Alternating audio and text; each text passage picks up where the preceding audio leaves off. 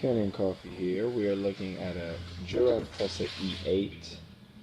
This unit was leaking from the bottom, so we replaced the pump, put in a new regulator, gave it a tune-up.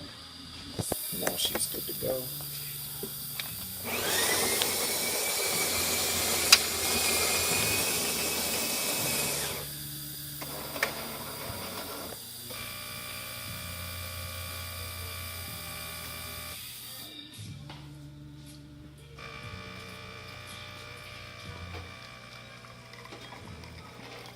There we go. Nice froth.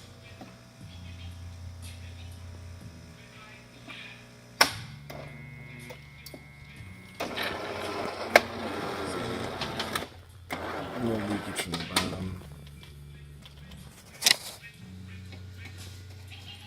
Alrighty, thank you for watching. If you like this video, please give it a thumbs up and subscribe to our YouTube channel for more content. Thank you.